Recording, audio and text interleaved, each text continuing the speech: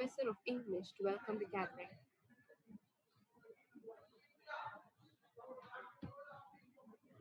A pleasant morning to all. History is a better guide than good intentions. It's my privilege to welcome you all to this special talk on a fascinating area of study in history, Keeladi Excavations. I feel delighted to welcome our dynamic principal, Reverend Dr. Arockiasamy Xavier SJ, whose encouragement and support in academic ventures motivate us to work towards excellence. We welcome you, Father. I welcome our vibrant head, Dr. V.L. Jayapaul, whose friendly approach and guidance encourage us to execute innovative ideas. We welcome you, sir.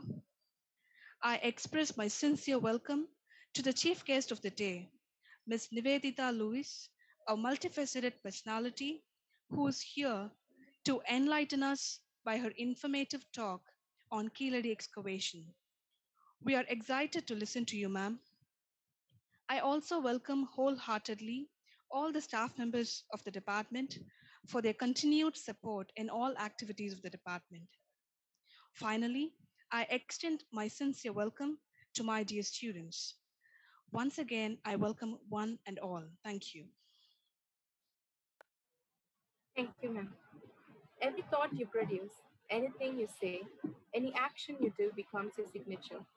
The privilege is mine in calling upon Reverend Dr. M. Arockiasamy Xavier, Principal, St. Joseph's College, Trichy, to preside this talk show. Thank you, dear and distinguished resource person of this day, Miss Nivedita Louis, novelist, historian, and activist. My dear Dean of Languages and Culture, dear head of the department, and my dear professors and my dear students, good morning to you all. I'm very happy to be associated with this function on very special talk on Keeladi excavation. My dear participants, I would like to appreciate the Department of English, which is organizing a special talk under Joe's Talks on Keeladi excavation. I am very, very happy to thank the department and the organizer, Dr. Amalaveenus, and of course, other resource persons, other organizers for organizing this wonderful talk on Keeladi excavation. My dear participants, we are going to unearth history. You are going to learn many things about not just history, particularly about the Keeladi excavation, also the culture of Tamil Nadu. I am very, very happy that you are organizing this special talk on this excellent topic, which is known to the Tamil people now.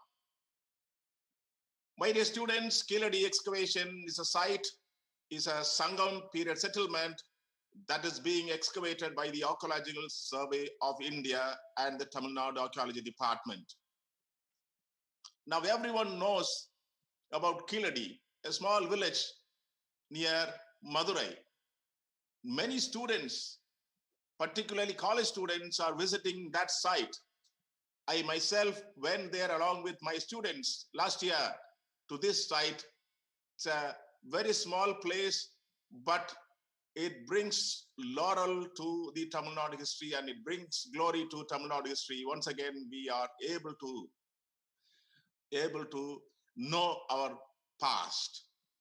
Excavation works during this season had yielded 5,820 artifacts with enough cultural traits in the form of structural activity.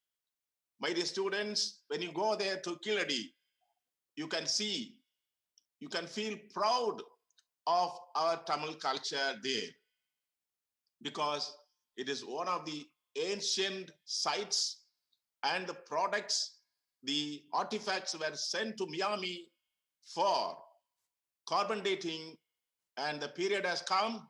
See, they say these artifacts belonged to 590 BC, which means ours is one of the oldest civilizations in India, which is closely associated with the Indus Valley civilization. Artifacts like few pieces of golden ornaments, broken portions, copper objects, iron implements, terracotta gamesmen, semi-precious stones, etc., are bringing glory to us. They tell really very important things to the world, and we are proud of that place, and we should thank the Archaeological Survey of India and Tamil Nadu Archaeology. They are doing wonderful work. Popular ceramic type like finer variety of black and red polished wares and other artifacts were also found.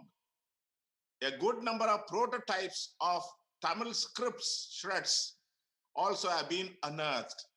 My dear students, in olden days, they say earlier till now, we believed that in Tamil Nadu, the script came after the 1st or 2nd century AD. But now we come to know that the scripts were written by the common people, which means we are able to find out, we are able to understand that there was a literate society. Even the common people were able to read, write, and they were able to have the finest scripts that even we have now. For example, words like Adan, the very old name of Tamil civilization, and other words are inscribed on such potteries. So this tells upon an important thing, that Tamil society was a literate society. And these findings clearly indicate the cultural richness of ancient civilization of the Tamils of this region, having its close proximity to the temple city of Madurai.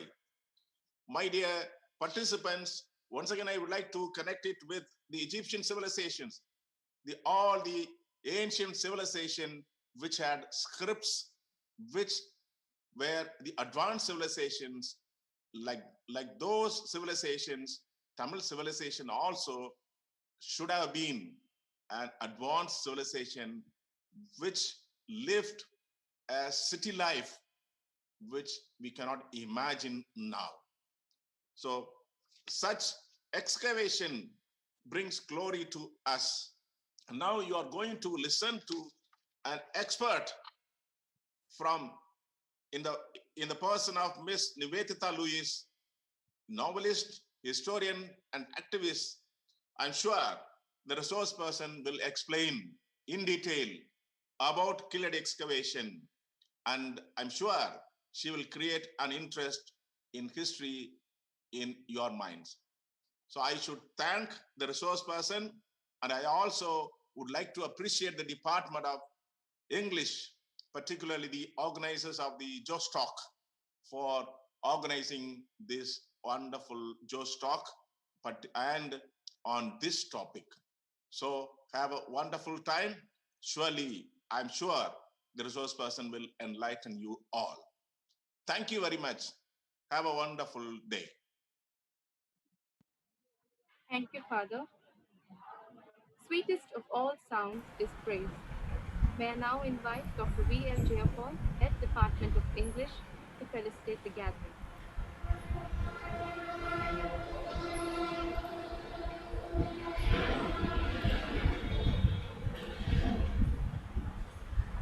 Good morning, Reverend Father, Dr. Amalaveenus, and the other organizers, and my student friends.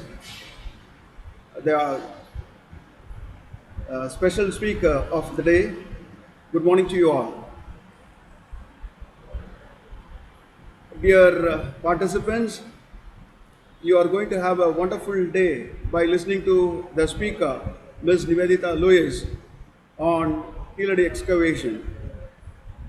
And I should here definitely mention Reverend Father Principal, who always encourages in innovative programs conducted for the students.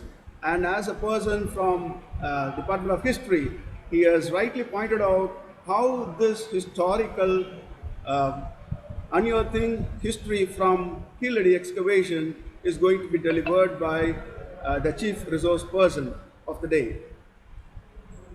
Dear participants, as students of English and also from the students from the Department of History, you will really gain a lot of knowledge and also the present situation to find out history or to know historical events from St. Joseph's College as a part of heritage status that we have got, is going to be really a great experience for you all. I once again congratulate all the students, those who are participating in this, and in a special way, I would like to thank Father Principal and welcome the Chief Speaker of the day. Have a wonderful day. I wish you all the best. Thank you. Thank you, sir. I now call Andrea Lazarus of 2nd MA English to introduce the resource person of the day.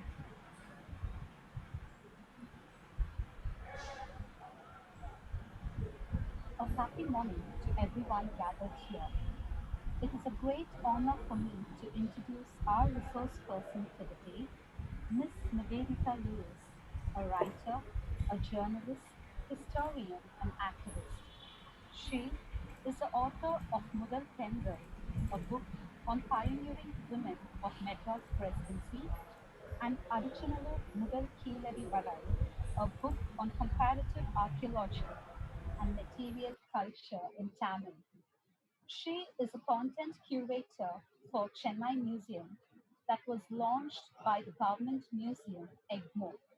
She was also content curator for Ear Isai Museum exhibition in Government Museum, EGMO.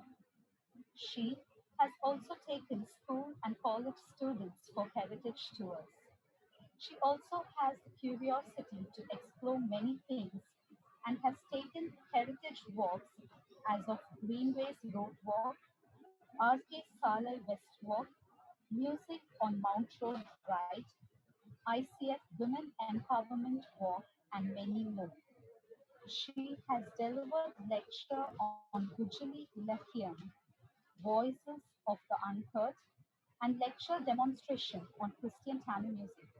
She is a bundle of positivity, and I feel overwhelmed to welcome you, ma'am. I'm sure we are all going to have a wonderful day ahead. Thank you, Ms. Andrea. Exploration is curiosity put in action. Amidst us, we have Ms. Nivedita Louis, a writer and historian, to talk about Keeladi excavation. Over to you, ma'am. Thank you so much. Good morning, everybody. I thank profusely Dr. M. Arockiasamy Xavier SJ, Principal of St. Joseph's College, Trichy, the Head of Department English, Dr. V. L. Jayapaul, for arranging such a wonderful session for the students. I also thank Assistant Professor of English, Professor Primrose, who delivered the welcome address, and Dr. J. Amalaveenus, Assistant Professor of English, who has been in regular touch with me pertaining to this program. Thank you, everyone, for having me here today. And I was asked to deliver this talk in English. Or is everyone comfortable with English here? I will try to keep it as much as possible in English, but there may be instances where I will be quoting Sangam poetry, and then on, I think a little bit of Tamil will seep in here and there in the talk. So kindly excuse me for that. And before I start with one important disclaimer. I'm not a professional archaeologist.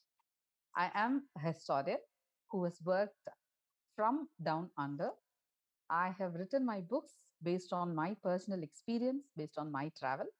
And this particular talk that I am going to give today, Keeladi, is totally based on the government's reports that have been published from Keeladi.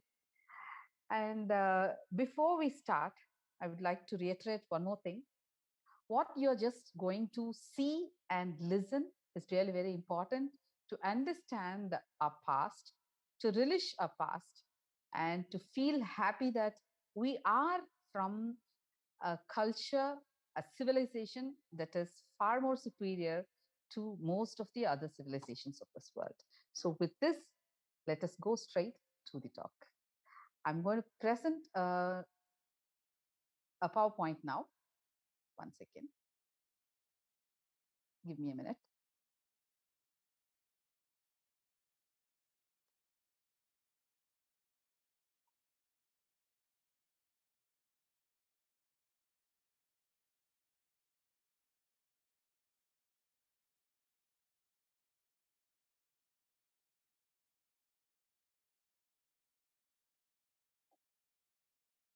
So, are you able to see something on the screen? I have started my screen sharing. Can someone answer? Yes, ma'am. We can see Yes, on screen. fine. We start with this. So, civilizations, most of the civilizations that we have heard of and that we are talking about have started along the riverbeds, the Tigris, the Euphrates, the Nile, the Indus, and Vaigai is no different from all these prominent rivers. As we all know, it is one of the most prominent rivers in Tamil Nadu. And we have been talking for a very long time about a connect between Indus civilization and a Tamil civilization. When we are talking about civilization, I think we need to have a clarity on what a civilization is and what a culture is. Why we have been terming all our earlier excavations as culture and why Keeladi has assumed importance now is something that we will have to think about. When we talk about Nilgiri's culture, when we talk about Adichanallur culture, we always talk about a particular spectrum of excavations, a particular spectrum of our knowledge. So why is Keeladi called a civilization? And why do we call it Vaigai civilization? We call this Vaigai civilization because it was basically discovered on the banks of River Vaigai. And we call it a civilization because we call a particular society as having a civilization only when this civilization has a proper setup of structures, a proper setup of a city.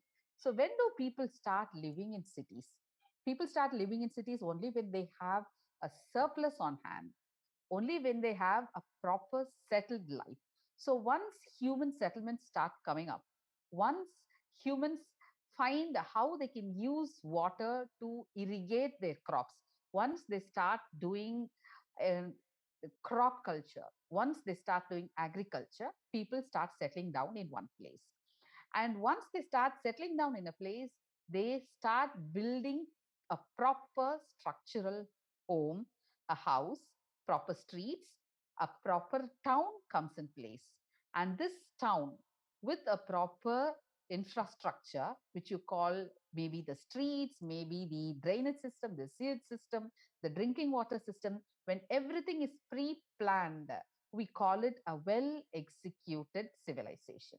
So until Keeladi was discovered, we have been always calling our excavations right from Adichanallur to whatever place that has been excavated in Tamil Nadu. About more than 300 places have been excavated in our state. We have been calling all of them as cultures. We have never came to the point where we can claim that we are a civilization. And this happened only with Keeladi because once we started talking about Keeladi, once the excavation started there, we slowly started discovering structural remains, a proper drainage system, a proper drinking water system, an industrial town, a habitational site slowly came up right in front of our eyes. I think this is one of the most fascinating discoveries of this century that has been made by Tamils across the globe. And when we talk about Vaigai, the name Vaigai itself tells a lot, doesn't it? When we say Vaikai, there has been a funny saying in Tamil when they say Vaigail Tanni illana Kai Vai. You know, you dig a bowel into the river and you get water when there is no water in the Vaigai. The Vaigai is usually running dry because of the humongous Vaigai dam that had been built by Arthur Pennyquick along the river. And also now we find that the Periyar Dam across Idukki district of Kerala roping in a lot of water that comes usually through the Vaigai tributaries. So starting from Varshanada Hills, it runs up to Park Strait, a distance of 258 kilometers exactly. And this river has about 6 tributaries, including Sulliyaru, Mullayaru, Varahanadi, Manjalaru, Kottakudiyaru, Upparu. All these tributaries almost join the river before the Vaigai Dam starts. And now we also have a now defunct river called the Kirdumal River, which runs bang inside the city of Madurai, also joining Vaigai. So excavations along the Vaigai river bed have been happening for a long time in places like Mangulam, Alagankulam, Paravai, Anupanadi. All these places excavations have been done by the Tamil Nadu State Archaeological Department as well as by the ASI. And we have got the earliest Tamili inscriptions. The earliest Tamil script inscriptions have been found in many places dotted across the area of Madurai, starting from Alagarmalai, Karungalakudi, Anamalai, Arattapatti, Keelavalavu, Kongarpuliyankulam, Muthupatti, Mudalaikulam, Tiruvadavur. Almost most of these inscriptions, the Jain inscriptions, have been cut on Jain rock beds in shelters that have been built by the Jain monks. And most of these shelters, if you see, will be on the ancient trade routes. And these ancient trading routes, we also find there are 14 such Jain inscriptions which are found in and across Madurai. And we also find that these Tamili inscriptions have always been the base of a claim that we have a separate script to our language. And so these ancient trading routes are very important to us. And what is the importance of Madurai to Tamils? I draw references from Sangam poetry. We have a lot of poems in Madurai Kanji and in Paripadal that talk about the river. And the most beautiful poem is from Silapadigaram. Here, Ilango Vadigal will explain about the river Vaigai that runs across Madurai. I just read a passage from this poem. It says, "The Vaigai river, daughter of the sky, wanders ever on the tongues of the poets, who sings the generous gift she bestows on the land she blesses. Most cherished possession of the Pandya kingdom, she resembles a noble and respected maiden. Her dress is woven of all the flowers that fall from the date tree, the bagulam, the kino, the white kadamba, the gamboges, the tilak, the jasmine, the myrobalan, the pear tree, the great champak, and the saffron plant. The broad belt she wears low around her hips is adorned with lovely flowers of kuruku and bamboo and golden jasmine, mixed with musundai thick lianas, the wild jasmine, the convolvulus, the bamboo, the volubilis, the pidavam, the Arabian jasmine. The sandbanks, edged by trees in blossom, are her youthful breasts. Her red lips are the trees that spread their red petals along the shore. Her lovely teeth are wild jasmine buds floating in the stream. Her long eyes are the carp, which playing in the water appear and vanish like a wink. Her tresses are the flowing waters filled with the petals." Such a beautiful poem, which explains the beauty of the river. Both Kannaki and Kovalan, when they look at the river, they explain in wonder, this is not a river, but a stream in blossom. And so, why is this river Vaigai so important to us? Until the river Vaigai exists, the name and fame of Madurai will exist like that of the Tirumagal, goddess Lakshmi's forehead tilak, says Paripadal. So here it goes, this Sangam poem. செய்யாட்கிழைத்த திலகம் போல சீர்கொப்ப வையம் விளங்கி புகழ் பூத்தல் அல்லது பொய்யாதல் உண்டோ மதுரை பனைத்தேரான் வையை உண்டாவும் அளவு. Maduraiயின் பெயர், the name of Madurai will remain forever until the river is there. So now you understand why Vaigai and Madurai are both very, very crucial to understand our culture, our tradition, and our connect with the Tamil land. So this picture that you see on the screens right now is a Tamiri inscription on a Jain bed. This is near a place called Nagamalai in Madurai. And this is a beautiful illustration of Silappadiharam, a beautiful view of Madurai city. So we have details, lot of details, in fact, from the foreign notices and the foreign descriptions that have been given by travelers who have been traveling to Tamil Nadu, the ancient Tamil land. We have been trading for long with the Greeks and Romans. In fact, we have found a lot of Roman artifacts in Tamil Nadu while we have excavated. And we have also found inscriptions with Tamili, the potsherds. We have found it in places as far as Oman, as far as Greece. And we have also found some Tamil artifacts like Ivory Combs in the now extinct city of Pompeii.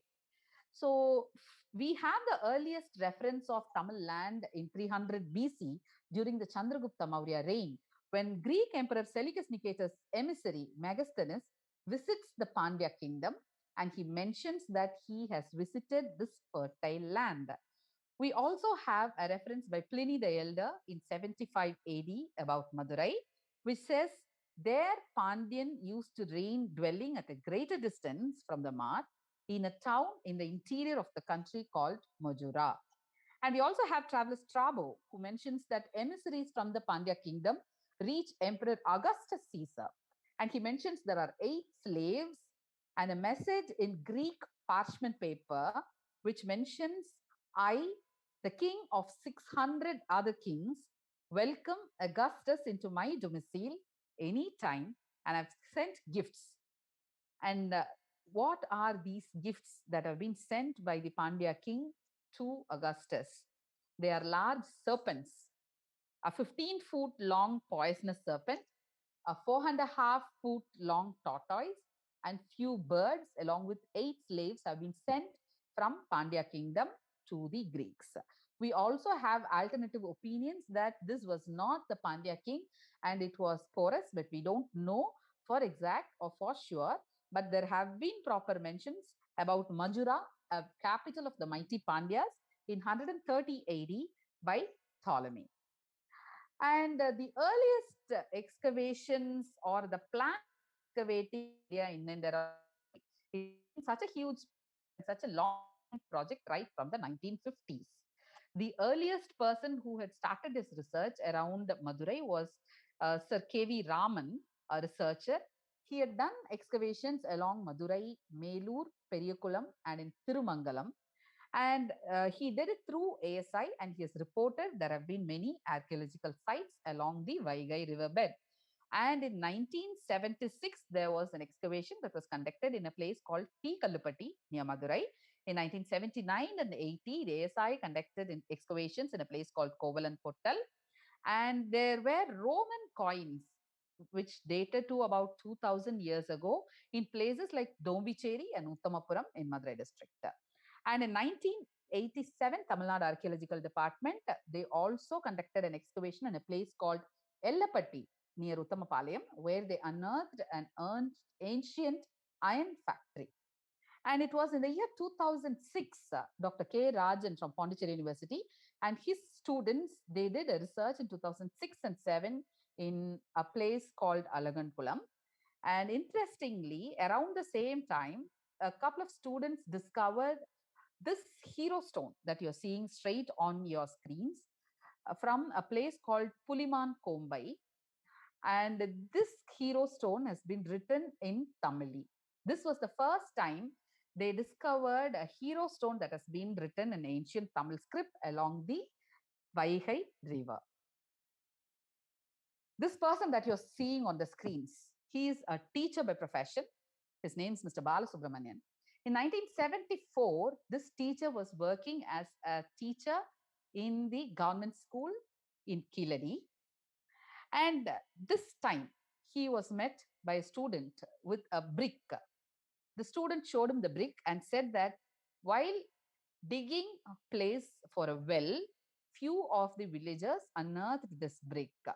And this teacher, who was a very interested person in history and Tamil, he goes to the place and he finds that there are a lot of terracotta figurines, black and red ware potsherds, and coins that are found near this place where they were digging a well. And he also found a burial urn with skull and bones. He wrote repeatedly to the Tamil Nadu Archaeology Department and the government officials to come and visit Keeladi, and his letters mostly went unanswered. So left with no other option, this person, he started a place called History Corner in his school, and he lodged a permanent exhibition in his school. Remember, this happened in the year 1976. And in 1976, there was a Madras conference which was organized by Tamil Nadu Archaeology Department by the then director of Tamil Nadu Archaeology Department, Sri Nagasamy. And that was the time Dr. Nagasamy, on hearing about Balasubramanian's collection, he sent one Mr. M.V. Vedachalam, an archaeologist, to check on the objects that he has collected. So Vedachalam sir, he visits this person and he shows the place to Vedachalam sir, and they further look around the place and they find a lot of other interesting artifacts. They collect these items, they bring it to Chennai, they place it in the museum, and once for all, Keeladi remains forgotten. This happened in 1976. And then more than 40 years later, there was one young chap who was very much interested in archaeology and in ancient Tamil history, who gets appointed as ASI's Bangalore Circle's assistant archaeology superintendent. And this person, he also hears about the ancient Tamil culture and the excavated objects around Keeladi. So he, along with two other people from the ASI, from the Archaeological Survey of India, they reach Keeladi. And they look around places along the Vaigai riverbed. They are wondering which place they have to excavate. And they come to a tea shop and they sit for a cup of tea. That is when they meet a lorry driver who comes, who has a cup of tea, and he talks to them. And he tells this team of officials that he has found a lot of potsherds in a coconut grove at the outskirts of the village. Now, this interests the people, the archaeologists. So they follow the lorry driver to the coconut grove. He shows them the place. It is a huge mound. And when Dr. Amarnath looks at the mound, he is pretty sure that it is supposed to be an ancient site. So he gathers further information from Vedachalam. Vedachalam, who had already been to Keeladi in 1976, he shows him the way, and these people go and meet Balasubramaniam, the teacher, again. This teacher, who gets transferred from Keeladi to Virudhunagar, comes back to a place called Sulaiman, where he settles down, and still he keeps writing letters asking the government to excavate Keeladi. If we talk about Keeladi, Keeladi is not just it's not just a civilization that just came to the forefront one fine day. There has been lot of struggle to bring this place right in front of our eyes, and we must realize that. Lots of struggle by simple people like Balasubramaniam. So in 2013, Vedachalam, Amarnath and Rajavelu, they look around the places in Keeladi, and the ASI takes up a plan of excavating Vaigai riverbed. They see 293 places. They examine 293 places along Vaigai's riverbed, and they finally zero in on Keeladi. They find more than 100 such sites are good for excavation. Amarnath sir clearly mentions that Keeladi is not the only place along Vaigai riverbed which has a fascinating mound. He mentions that More than 100 such sites are there along the banks of Vaigai, and we should keep up this pressure. We should mount up this pressure to keep excavating more and more. So when they find this place, Keeladi, they see that it is about 12 to 15 feet sand covered high land. And they also find that the river has changed its course. The river had flown very near to the excavation site, but then it had redirected its course towards the east. And the riverbed was close to a place called Pallichandam. And this Pallichandam, interestingly, lies on the ancient trade route linking Madurai, the capital of Pandyas, with Alagankulam, one of their most favorite port towns.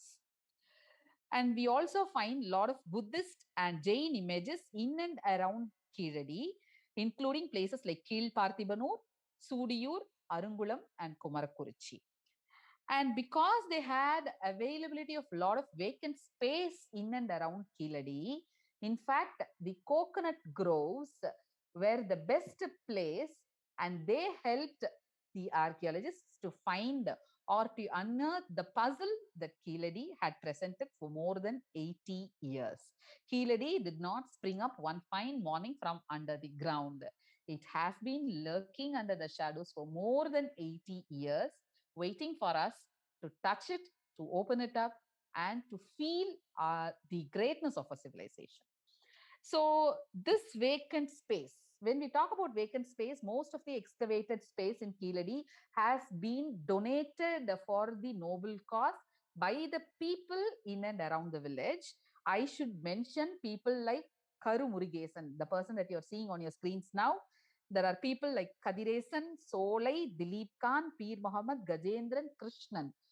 You can see here on the screen, all these people, they have been awarded Magudam Awards by News 18, I think. And they were honored for giving their land to the government to help excavate Keeladi. So without these people giving their land to the government, I don't think Keeladi would have come out this successful. So where is this Keeladi exactly, and what are we looking at? Keeladi is exactly 12 kilometers to the east of Madurai along the south banks of Vaigai River. The village is called Kuntagai. When you go there and you ask for Keeladi, most of the people might not even know that there is a place called Keeladi existing. People call it Kuntagai. And Keeladi is a small tenement in between Kuntagai and Manalur. And this particular place where the excavations have been happening is called Pallichandai. The earlier name was Metupunjai. And Pallichandai is a very interesting name because we find a lot of mentions about Pallichandam, a grant to the Jain Pallis in many texts and inscriptions. However, what we don't know is the ancient name of this place more than 2,600 years ago. And this mound, 2.88 meter high at Keeladi, it's located about 1 kilometer to the southeast of the present village. And here, what were the things that they had excavated from this place? Very interestingly, they found a lot of antiquities like terracotta discs, beads, pestles, mortars, and querns. And the antiquity of this Kondagai village is easily dating back to the Iron Age. We call this specifically Iron Age because we find a lot of Iron Age implements in and around the urn burials that have been done here. We also find a lot of burial goods. We still have the tradition and the custom of interring people in their pits with the goods that they liked. And this habit is something that has been with us for more than 2,000 years. And we find black and red ware, black ware, red ware, kept with select bones, teeth, and other implements when people were interred in these burial urns. So initially, when people discovered Keeladi, what they found was more and more of these kind of burial urns that you're seeing on your screen. And right now, in the recent excavation, phase 6 of the excavations, they also found that people have been burying their dead children and elders in both type of burials, either the surface burial that you're seeing on your screens right now, and there have also been urn burials in and around Kondagai. So the first 3 rounds of excavations have been done by the Archaeological Survey of India. They found cultural deposit from 2.5 meters to 4 meters below the present surface level. And Amarnath rightly classifies these cultural period of Keeladi into 3 periods. The first period, which he calls the Iron Age, pre-300 BC. The second period, early historic period, 300 BC to 300 AD. And the third period, the post-early historic period, post-300 AD. But then after the TN archaeological excavations, I think the Iron Age should be predated to 600 BC based on the recent finds your principal just spoke about. The carbon dating of some excavated artifacts by the Beta Analysis Lab in Florida, Miami, have said that this period started somewhere between the 600 BC to 300 BC. So what you're seeing on the screens right now is the first structural remains that was unearthed at Keeladi. As I have already said, most of the excavations done in Tamil Nadu until now have given us only glimpses of burial urns. Parts and pieces of such structural remains have been found in Puhar, in Tirukkampuliyur, and in 1 or 2 locations only, very limited locations. We have never come across structural remains of such humongous size than Keeladi. So Keeladi was the first place where we found structural remains, and this was excavated in the first season of excavations itself, which was done by Amarnath Ramakrishna. And this was found in the eastern fringe of the mound. And very interestingly, Amarnath found that the bricks here in Keeladi were of a very standard size, 36 by 24 by 6 centimeters, which is in a proper ratio of 3:2:1. And this brick size is exactly the brick size that was used in the Indus Valley civilization. It is a little bit preponderous to be saying that the Indus Valley and the Tamil civilization are both linked to each other very closely, and that the Dravidian people or the Tamil people lived on Indus Valley and they were later changed or they later migrated to this place. Yet still you find these kind of tiny details linking the Indus Valley to our Tamil civilization. So what Amarnath excavated here was very interestingly proper structural remains. He found rammed floor, properly rammed floor. He found post holes, proper post holes where wooden posts were sunk so that wooden pillars be erected. He also finds brick paved paths. What you're seeing on your screen is a brick paved drainage channel, and this channel leads to a double-edged furnace. He also found brick floors. He found a terracotta ring well which ran up to 5 meters deep. And very interestingly, almost all the structures that were unearthed in Keeladi had a north-south orientation, which is a very interesting find because we always, even now, we find that interestingly, we have the habit of, trying to make our homes facing southbound. And during the second season, he found another interesting discovery of what you're seeing here on your screens, terracotta pipeline, a very interesting pipeline, which have been interlocked with each other. The pipes, the terracotta pipes, they have been made with handmade pipe pieces, which have been fired and then fitted properly one with the other in a proper interlocking system so that the water will not leak outside. You can find one edge of these pipe a little bit larger than the other edge so that it can be locked in a proper way. This was made to arrest any kind of leakage. And what you're seeing here on your screens is the open drain and a drain which had been constructed over another closed open drain. So this shows that there was a proper drainage and sewage system in this place. And when you look at the furnace, you see that the furnace also, if you look at a little bit closer, you will find ash soot which has settled there in the furnace. So it shows that the channel bringing water to the furnace and the portability of these kind of furnaces and the sewerage and the drainage system shows that this place was an industrial unit. And we found a lot of black and red ware in this area. And very interestingly, there was the very first potsherd that Amarnath excavated was one which had a stylized fish symbol drawn on it with the name Madai Simi written Lee. This he dates it to 2nd to 1st century BC based on the paleography. And he also finds there is an interestingly a rectangular tank which is also available in the industrial area. And at the same tank, he also finds another interesting Tamili inscribed potsherd, a black and white potsherd, which says Sendanavadi. When we look at the potsherds that have been excavated in Keeladi, most of the inscribed potsherds have names of people inscribed on them.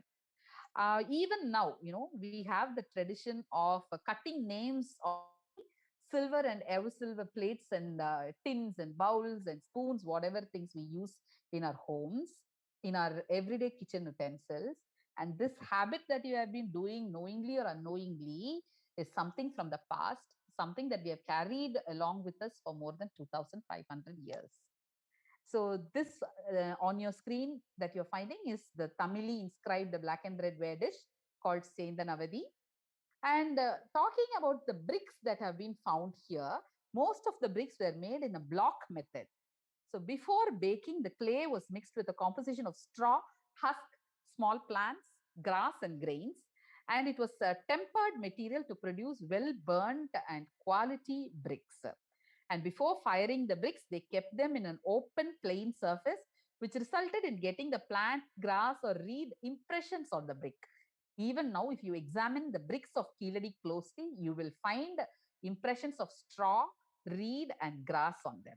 So further, the outer surface of the bricks was purposefully made with single or multiple grooves, which was meant for a better grip of the structure.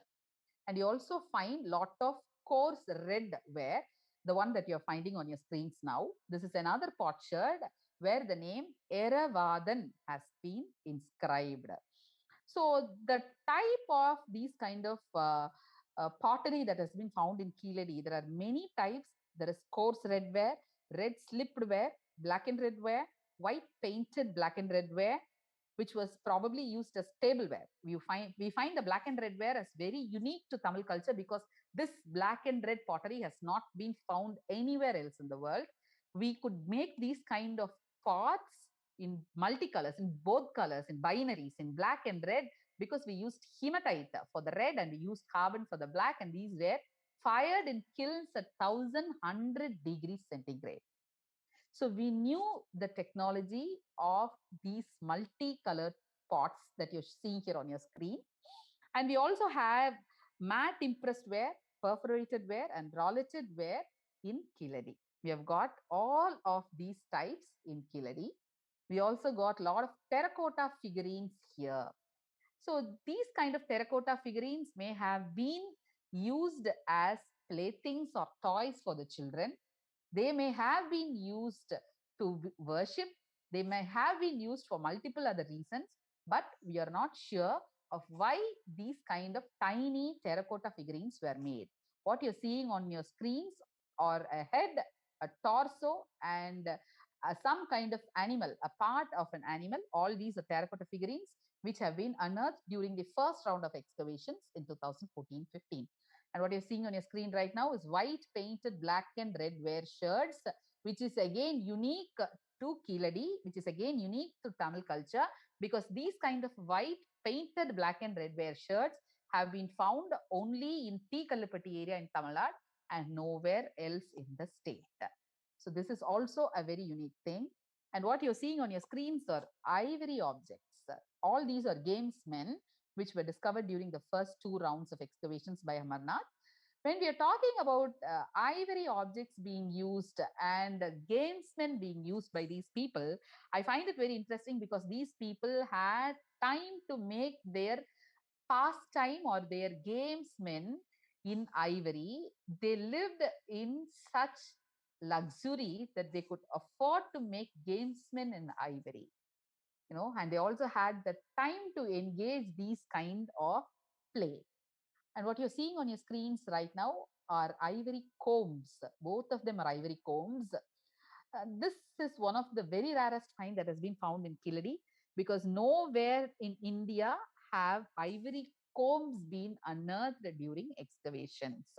Imagine people using combs made of ivory to comb their hair in this culture. You will readily know what kind of a rich culture existed on Tamil land. So during the first two round of excavations, more than 102 trenches were laid and more than 70 Tamili inscription laden potsherds were found, and nearly 600 graffiti marked potsherds were found. So when you talk to an archaeologist, when you ask an archaeologist if he is interested in a gold find or a copper find or a bronze find or a potsherd, most of the archaeologists will agree that they will be very, very interested in a potsherd, because when it comes to south, when it's come to Tamil Nadu, only potsherds are more precious to us archaeologically, because they give us a lot of information than the other objects can give us. So when we talk about the simple potsherds that we've got from Keeladi, the simple Tamili inscribed potsherds from Keeladi, we know that these potsherds were inscribed by the people 2600 years ago, that these potsherds were inscribed not by the well learned, not by the rich people, but by everyday people, but by the common people, but by the Aam Aadmi who knew how to read and write the ancient Tamili script. These letters were mostly inscribed either when the pots were damp or after firing. When you look at the style in which these letters have been written, you can find that most of them have been written in a different style. The writing style itself differs from each pot. No two potsherds are identical in the way of writing. So you know that these pots have been written by different people and they have inscribed their names on their pots, and this shows that we were a civilization of people who knew reading, writing 2600 years ago. Now that is some remarkable find, right? So gold is not important in an excavation. Silver is not important in an excavation. What's more important in an excavation to an archaeologist is pottery, broken pieces of pots that take us back to 2600 years. So what were the type of graffiti that we have found here? We have found interesting graffiti like arrow, ladder, fish, spiral, swastika, trident, sun, cart, leaf. So many styles of graffiti have been carved on these potsherds. And we also find very interesting names like Adan, Tissan, Udiran, Iyanai, Surama, Satan, Eravadan, Sandan, Madaisimi, Sendanavadi, Vendan, Muyan, Samban, Perayan, Kuviran Kuravan, Vasai Perumuvar or Vasai Perumuvar. So all these were the names of Sangam people who have lived in our Tamil lands. How far have we traveled from these names to the names that we have today? And we also find few potsherds inscribed in Prakrit language, namely Rajakatasa, Gutasa. And these, as claimed by Ramakrishna, are of Sri Lankan origin. A couple of these kind of names have been unearthed in a place called Tisamarama in Sri Lanka. And so this proves that we had ancient trades with the Sri Lankans also. The size and mode of writing, as I already said, it differs. And on the basis of stratigraphy and the paleographical grounds, the inscribed sherds were dated to 2nd century BC to 1st century BC by Amarnath during the first 2 seasons of excavations. And the first 2 seasons of excavations, they gave about more than 5,800 antiquities. And of these antiquities, we find more than 40% of them were glass beads. And we also found copper objects, ivory gamesmen, combs, and we had a lot of iron implements like spearheads, knives, sickles, daggers. And we also had this interesting seal that you are finding here, because again, in Tamil Nadu, we didn't have a lot of seals. Very rare finds have been made. And this seal is a little bit identical to the Indus Valley seals. You can find fine perforations, concentric circles made in this seal. And these are that you're seeing on your screens are terracotta beads, semi-precious stone beads, pearls. We have been using pearls for more than 2,600 years. And we also find very interesting communiques by Greek and Roman travelers who have said that the Pandya kingdom is famous for its pearls. So this excavation of pearl beads proves that we were very good in this pearl trade, and our pearls were the best in the world then. We also found these glass beads and the copper objects that you're seeing on your screen. These are all coal sticks. Coal, as we all know, is the black eyeliner that women used more than 2,600 years ago. Look at how these people have lived, the way they dress themselves. We don't know how they dress themselves, but we know that they love this kind of fineness, the kind of materials that they used, the beads that they used, the usage of pearls, the usage of beautiful earrings, the usage of gold, the usage of these kind of copper coal sticks, which were used to decorate them, proves that we were one kind of civilization that is far, far, far ahead of their times. And what you're seeing here are iron objects. And I should tell you, we call this specifically an Iron Age civilization because we have unearthed a lot of iron objects here, whereas in Indus Valley civilization, which is said to be one of the best civilizations of the country, they have not discovered even one single iron nail. An entire civilization which lived 1,000 years earlier to this Keeladi civilization, they used everything except iron. So we were the pioneers in discovering, using, manufacturing iron.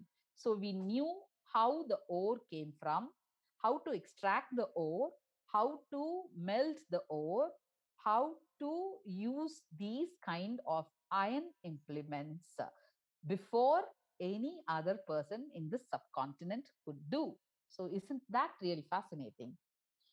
So what you're finding here on your screens again are bone objects. These bone objects were basically used for weaving. If you have seen weaver work, you might have seen the same shaped objects now, either in plastic or either in iron being used these days. The same bone tools or bone objects were being used by people in Keeladi. They were very good in agriculture. They grew rice, they grew cotton. Their textile industry is supposed to be one of the best, going by the spindle whorls that were excavated here. And what you're seeing here again are shell bangles. So there has been a small shell bangle factory that has been excavated in Keeladi with half cut shells. So we know that this place was an industrial town, and here shell bangles were made. And again, when I told you about how superior these people were, you can find an ivory dice that was being used, and gamesmen again in ivory. I already showed you a picture. So all these were excavated during the first and second seasons by Amarnath sir. And fish, as we all know, we know that the emblems of the Pandyas is the fish. And most of the Sangam poems will equate the eyes of the Talaivi or the female lead with fish. And our people were very interested in this fish, probably. So they drew a lot of graffiti, lot of potsherds with this fish symbol. And the hopscotches that you're seeing on your screen, even now, if you go in and around Madurai, the tiny villages dotting the Vaigai riverbed, you will find a lot of children playing Pandi. We call it Pandiyatam. And they use this chiller, Pandi chiller. We call this the Pandi chiller. And this chiller is something that has been here with us for 2,600 years. You find one interesting chiller here in black and red ware, fine polished ware that has been used as tableware by the Tamils, and the same fine polished ware was used as a chiller to play Pandi. That's really fascinating, because we were such people who were very much interested in games, looking at the gamesmen, looking at the hopscotches, and looking at the other tiny paraphernalia that we have used for playing, the dice. We know that we were very much interested in play also. So all these have been excavated during the first and second round of excavations. And AMS dating of important objects that have been taken, 2 carbon samples taken here, one at 2.5 meters depth and another at 1.95 meters depth. They gave a calibrated date between 200 BC to 195 BC. And suddenly, after 2 rounds of excavations, in the year 2016-17, Amanath Ramakrishna, the ASI's archaeology superintendent, is transferred from Keeladi to Guwahati. And he goes to the CAT, challenges it. And the 3rd round of excavations by ASI is given to Mr. Sri Ramanan of ASI from January 2017. And excavations begin and end by 30th September 2017. And the government of India says that since the 3rd round or the 3rd season of excavation did not give much yield, did not show much products, the 16 digging sites that were opened up during the 3rd phase were closed down. An area of 400 square meters was shut down, 80 acres of land, saying that Keeladi was not significant to continue. And that is when Tamil academicians, politicians, and activists spring up in action. Just imagine the first 2 seasons of excavations giving us 5,800 objects. And the 3rd round of excavation, 16 sites giving up nothing or things of very trivial value, doesn't hold water. And so people like Su Venkatesan, the person that you're seeing on screen, he is a MP from Madurai. So he continued mounting an attack, asking for excavating the site properly through Tamil Nadu government. And this wonderful person that you're seeing on your screen, an advocate by name Kanimozhi Mati, she files a case in the Madras High Court, the Madurai bench of Madras High Court, asking for a site museum to be set up in Keeladi and also to continue the excavations. And when the High Court takes up this case, they see that the ASI is interested in moving the objects that have been excavated in Keeladi, all the 5,800 objects from Keeladi, which were kept in tents there, to ASI's office in Bengaluru. And this is where the Tamil academicians and activists step in. They say these objects should not be taken to Bengaluru because they belong to the place where they have been excavated, and a site museum is imperative here. And at the same time, concurrently, the Tamil Nadu government, the Tamil Nadu Archaeological Department, it also applies to the central government asking for permission to carry on further excavations in Keeladi. And finally, a permission is granted by the government to the Tamil Nadu Archaeological Department to carry on with the excavations in Keeladi. I think that was a huge success for all the pressure that had mounted up by then, because the other 3 seasons of excavation, the 4th season, 5th season, and 6th season, have thrown up a lot of interesting discoveries and finds about Keeladi. That's something that Amarnath started with ASI. Amarnath torch has been taken over, the baton has been taken over by the Tamil Nadu Archaeological Department. And we also have an interim report that has been given by the State Archaeological Department. And very interestingly, Shri Uday Chandran IAS, the director of Tamil Nadu Archaeological Department, he mentions in his foreword to the Keeladi book that unmanned aerial vehicle survey, UAV survey, magnetometer survey, and GPR survey, ground penetrating radar survey. All these surveys were undertaken to zero in on the places where the 4th, 5th, and the 6th seasons of excavations were conducted. And a lot of other institutes came in to help us, right from the Indian Institute of Geomagnetism, Navi Mumbai, Institute of Remote Sensing, Anna University, and the Department of Remote Sensing, Bharatidasan University. So whatever institutions we could gather our help from, we gathered. And this season of excavations, the 2 seasons, 4 and 5, between 2017 and 18, again gave us 5,820 objects. There were gold ornaments, broken portions of gold pieces, copper objects, iron implements, terracotta gamesmen, hopscotches, ear ornaments. I'll be showing them one after the other. The best discovery the interim report mentions is that of bones of bull with hump. We know that the humped bull is a very interesting seal that has been discovered in Harappa in the Indus Valley civilization. And the same bull is still being tamed in areas in and around Alanganallur. In fact, we know that Alanganallur Jallikattu is world famous. And the same humped bulls that raise the grounds in places around Alanganallur and Palamede, the same bull has lived in the same area more than 2,600 years ago. And its skeleton was discovered in Keeladi during the 4th and 5th round of excavations. And what you're seeing here are again very interesting Tamiri inscribed potsherds that were discovered during the 4th and 5th seasons. We find Adan and Kubiran Adan, the names here. And this Kubiran Adan has been inscribed on a black and red pot. And look at these potsherds. All these potsherds, they have Tamili inscribed scripts. Most of them redware potsherds, when you also have black and red potsherds. And weaving industry, when I spoke about weaving industry, I told that we were cultivating cotton and we were very good in weaving cotton. So these spindle whorls that you're finding here, the terracotta spindle whorls, they prove that we had a very enterprising weaving industry in Keeladi.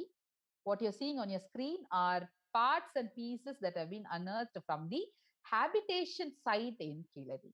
The 4th and 5th seasons of Keeladi excavations have given us a lot of information on the habitation site, because we have been able to gather these kind of implements that were used on an everyday basis by the people.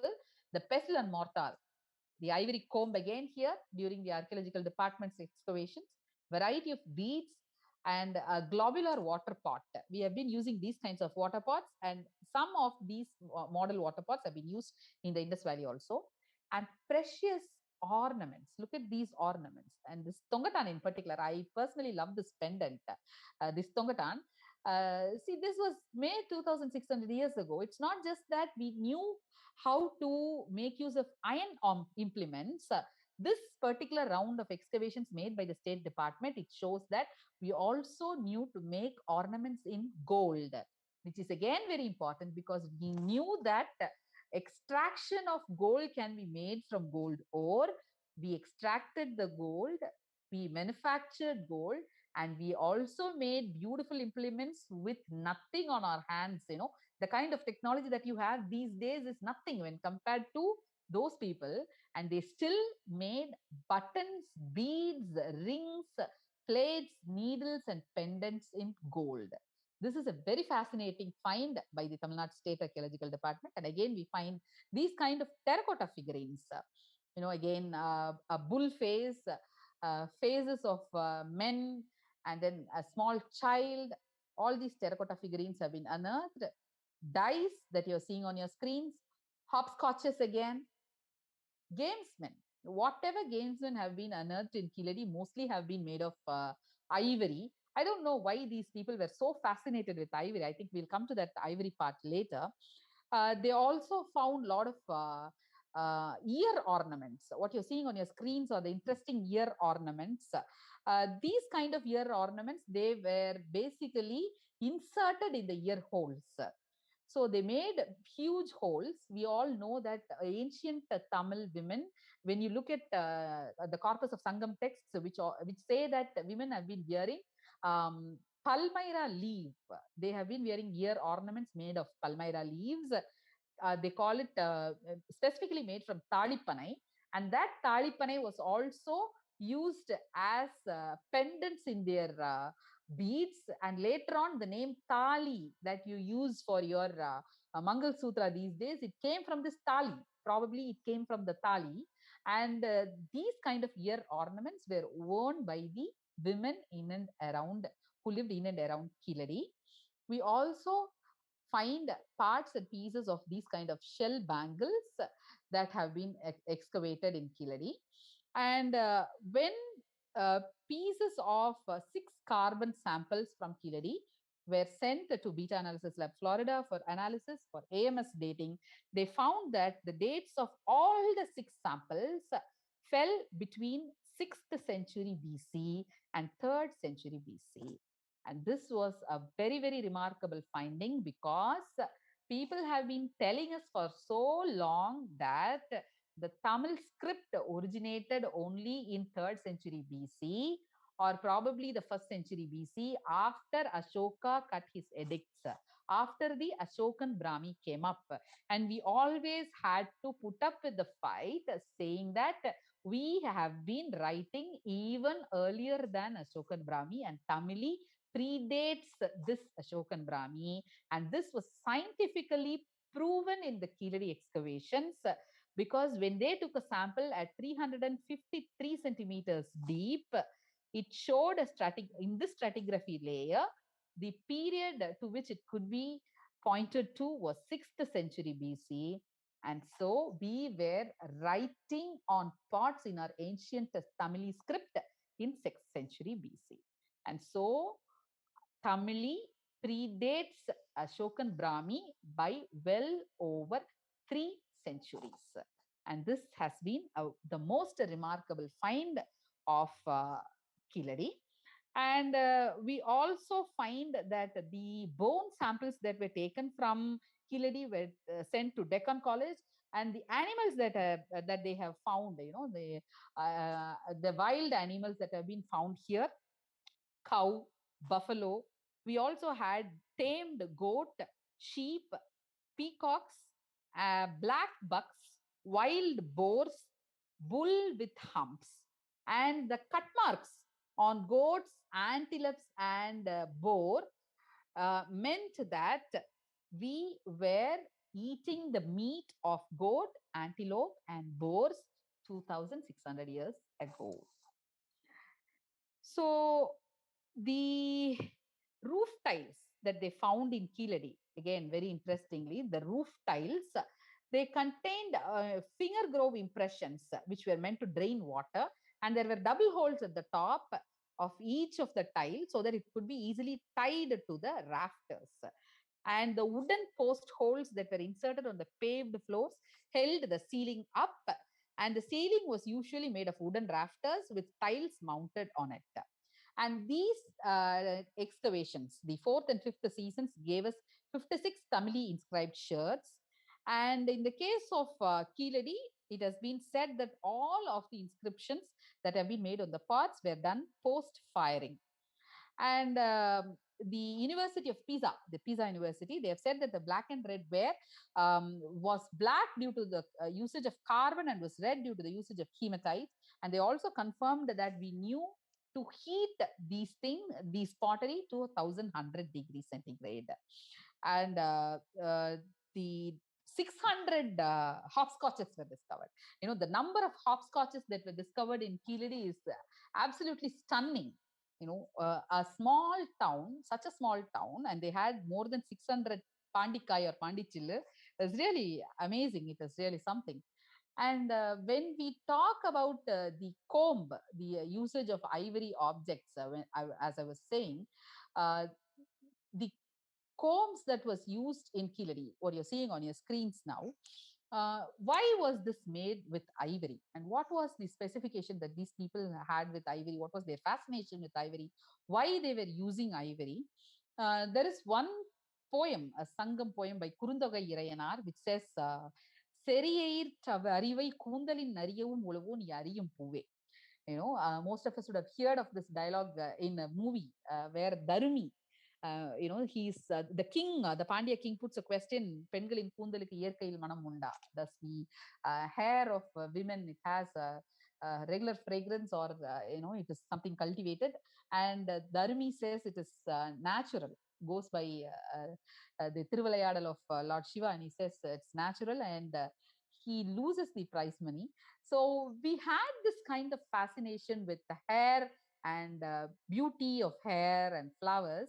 And Kurundogai Reina rightly points out in this Sangam poetry, he says, he asks, a friend asks his other friend, do you know the fragrance of my girl's hair? So they had this love for hair, and probably the love for hair should have shifted to the love for combs also. So now that we have found ivory combs in almost all the phases of excavations here, the one that you're seeing on your left, the one with long bristles, and on your right, the short bristled one with concentric circles. I am really wondering at what kind of people would have used, whether it was specifically for men or for women. We really don't know who used these kind of combs. But what kind of ivory was used? We have a beautiful reference in Sangam poetry. Madurai Kanakayanar, son of Madurai Kanakayanar, son Nakiran. There is one Nedinal Vadai song in Sangam poetry. He sings on Talayalanganathu Cheruvendra Pandiya Nedunjeliyan, where he says, தசநான்கு எய்திய பனைமருந் தோல் நோன்தாள் இகழ்மீ கூறும் ஏந்து எழில் வரினுதல் பொருது ஒழி நாகம் ஒழி எயிறு அருகெறிந்த சீரும் செம்மையும் ஒப்ப வல்லோன் கூர் ஒளி குயின்ற ஈர் இலை இடையிடுபு தூங்கு இயல் மகளிர் வீங்கு முலை கடுப்ப துடை திரண்டிருந்த குடத்தை இடை திரண்டு உள்ளி நோன் முதல் பொருந்தி அடியமைத்து பேரளவு எய்திய பெரும் பெயர் பாண்டில். So what does this poem say? It says that தசநான்கு எய்திய யானை, அதாவது தசநான்கு எய்திய பனைமருந் நோழ்ந்தாள், an elephant which has reached 40 years of age. Dasanang is 4 into 10. 40 years aged elephant that died naturally or in a war. They don't kill an elephant for its ivory. That's the most important thing that I wanted to point out here. They say that it either died of old age, or it either died naturally, or it either died in the war. Its tusks were removed, and that ivory was placed in between designs like leaf, and it was placed in the portion between the cot and the legs of a cot. And this cot, they call it the pandil, which is a round shaped cot, which was used by the queen of this king Talayalanganathu Seruvendra Pandiya Nedunjeliyan. So the king's queen, the Pandya king's queen, was using ivory in her cot, and at the same time we have references of a Pandya queen using the cot, and at the same time we find material evidences of the Tamil people using combs made of ivory. What a beautiful discovery this one is. And yes, here. What you're seeing right now on your screens is an etched carnelian bead. We call carnelian soodhu pavalam, which looks like a coral but isn't a coral. These carnelian beads came from places like Gujarat and Rajasthan, because we don't have these kind of stones naturally here, and these stones were etched with figurines that the people loved to use. These were either used in the rings, or either they were worn around as pendants. And this particular seal, a carnelian bead, which was found in Keeladi, has the symbol of a boar, a wild boar. When we are talking about the boar, we always, we degrade the boar, and we always find it something below, our thing to talk about the boars. But this boar is something that has been very close to our culture. There is one song sung in Natrinai song 186, which says, set in the mountains of Kurinji. This says, a man and a lady have been leading a married life, and the man seeks the company of courtesans. The lady is infuriated by this guy's action. And soon the man realizes the error in his ways and he returns home. So, fearing his wife's anger, he looks to his confidant for support, and the guy decides to help him. And the lady still is fuming at the man's excess. And the confidant says to the lady, the raging small-eyed male boar feeds on the curved stalks of the millets sown by mountain farmers who wear tightly stitched flower garlands. Then it leaves to the mountain clefts, and without fearing the tiger resting in a nearby cave, it sleeps in the bamboo-filled slopes of the man's mountain country.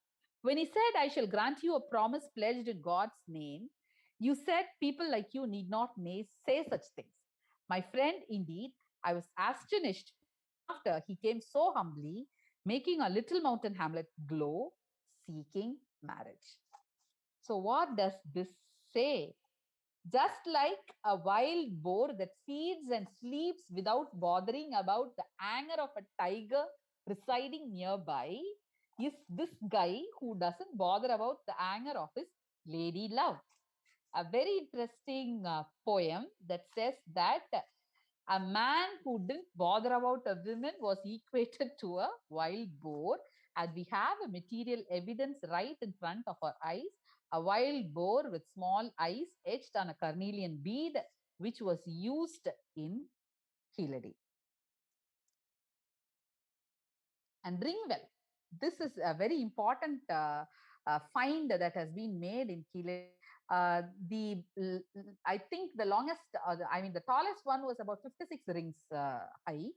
And these ring wells again have been made in the interlocking system, one atop the other, where leakage of water would have been prevented anyway. And as and how the river diverted its course, the ring wells have been growing deeper and deeper in Keeladi. Uh, so these ring wells are a very interesting find that has been made in Keeladi. And what is more interesting about the excavations conducted recently are the finds of burial yard, a huge burial yard that has been unearthed in a place called Kondagai. And there you find these kind of huge burial urns. And what is the importance of these kind of burial urns? Why would someone go, and to look for these kind of burial urns is that Tamil people, our people, they have always left us tiny little clues to their lives down under the soil, and it is always in the pot. Either it is a pot that has their name, or it is this kind of a burial urn that says their burial practices. We have this beautiful poem again, I quote from Purananuru. A lady love, she finds that her lover is dead in a war. She goes and she talks to a potter. In which culture or in which civilization can you find a woman going to a potter right after the death of her lover and asking him to make a burial urn which is bigger so she also can climb into that urn while they're interring her lover? Very interesting, right? She has a direct conversation with this potter. She calls him out and she tells him, I have been like a lizard holding on to a cart's wheel. I've been going everywhere with my lover, and now that he's dead, I too wish to be buried with him. And the great master potter of the ancient town make an urn so big that it can hold both of us together. A burial urn holds two people together, a woman and a man who are united in love, is something that is very, very unique in Tamil culture. We have found references of this in Purananuru. And recently, the Adichanallur excavation report that has come now, it shows one particular burial urn, number 83B, where it shows a man and a woman interred together. They have found two skeletons together in a large burial urn. So this kind of love for each other, this kind of Sangam love that has been told to us for more than 2000 years, it is something that is coming alive in front of our eyes right now. That is the importance of archaeology. That is the importance of Keeladi. And this interesting song, கலம்சை கோவே அச்சுடை சாகாட்டு ஆரம் பொருந்திய சிறு வெண் பள்ளி போல தன்னொடு சுரம்பல வந்த எமக்கும் அருளி வியன் மலர் அகன்பொழில் ஈமத்தாளி அகலிதாக வனைமோ நந்தலை மூதூர் கலம்சை கோவே. So she is asking the person from Moodur to make a thing. So likewise, close the PowerPoint. Fine. So why are the burial urns important, and why is thought important, and why are the objects that are being excavated in this place important? Is that each of these materials, each of these pieces, tiny little pieces that have been lying under the soil for more than 2,500 years, have been calling out to us. They are very interesting tips. They are very interesting pieces of a puzzle that can put together and tell us what kind of a unique civilization that the Tamils had. And now we can be proud to say that, we are proud to say that we have a proper Tamil civilization, we have a proper Keeladi civilization, we have a proper Vaigai civilization. And the sixth phase of excavations recently, it was concluded in February. It started on February 19, 2020, and due to Corona, there was a intermittent break, and they finally finished it by October last week, and its report is still awaited. And recently, phase 7 excavations have started, and the excavations are underway. And from now on, I'm very sure every day we will find some news or the other coming up from Keeladi saying that some interesting find has been happening here. It may be a skull, it may be a bone, it may be a burial urn, it may be a potsherd, it may be a name, it may be anything. But it is a very crucial part and parcel of our civilization that comes back to us. So whenever you hear of Keeladi, whenever you hear of an ancient Tamil civilization, whenever you hear of people talking about Tamili and about the ancient languages, about our ancient culture and our ancient traditions, I normally find young people not interested in history and not interested in archaeology. But I think it is high time young people like you start rereading the Sangam poems, start understanding the nuances of what the Sangam poetry tells, the interesting connect that the materials of these archaeological spaces bring to our civilization, to our culture, and to understand the importance of history, of archaeology, of language in the betterment of a civilization. So I thank you all again for sitting patiently and listening to this talk. I think it was rather a lecture, and I'm more open to questions now. I think ma'am will take it on from here. Thank you so much for the wonderful time, and thank you for the space that you have provided me. Thank you. We thank you, ma'am, for enlightening us on our rich civilization. Thank you, ma'am.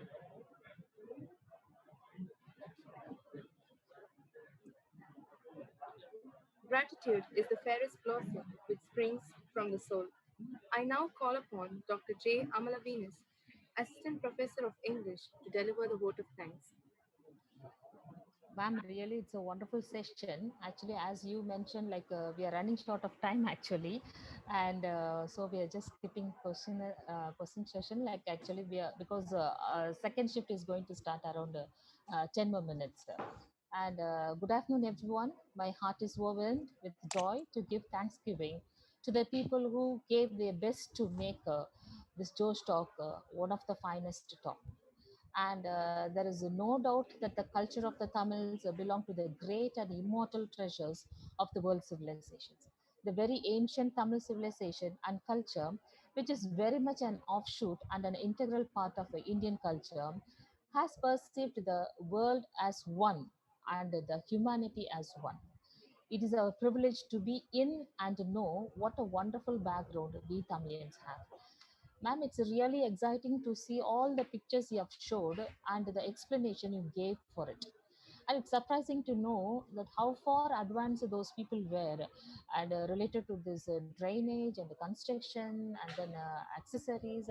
I'm really interested to look at those, all these studs and the bangles and the combs and the tableware and whatnot, ma'am. And we thank you very much personally for helping us to know such things and that we possess such a wonderful treasure here. And ma'am, actually, when we were working on the resource person for this talk show, we were flabbergasted by the real interest of Miss Nivedita Louis in historical monuments, museums, and in the field of archaeology.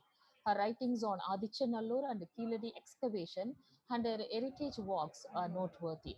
Her contribution in uprooting notable women in Madras presidency is still a work of appreciation. As a person, I personally felt, ma'am, you're very humble, down to earth, and understanding in spite of all the feathers you have in your crown. And ma'am actually accepted this invitation among her busy schedule. Thank you very much, ma'am. We have unending things of appreciation to speak about Miss Nivedita. And ma'am, your talk was very informative. And thank you, ma'am, for spending your precious time for making us aware of the rich heritage that we possess and for making us proud of being a Tamilian. Next, I would like to thank the Reverend Father Principal M. Arockiasamy Xavier for his presence and words of appreciation. And he always pushes us for something innovative which helps us to achieve better things in the progress. Thank you, Father. And next, I would like to thank our head, Department of English, Dr. V.L. Jayapaul, who settles all battles with calmness. Thank you for facilitating to organize Josh Talks in smooth manner, sir. A special thanks for your words of felicitation, presence, and wholehearted support. I would like to thank Professor K. Primrose, Assistant Professor of English, who brought sunshine through her words of welcome. Finally, I thank all our colleagues and the students without whom this program would have been meaningless. Thank you, one and all. For Nivedita Louis, ma'am, I personally thank you for spending your time to enlighten us on such a wonderful topic, ma'am. Thank you very much.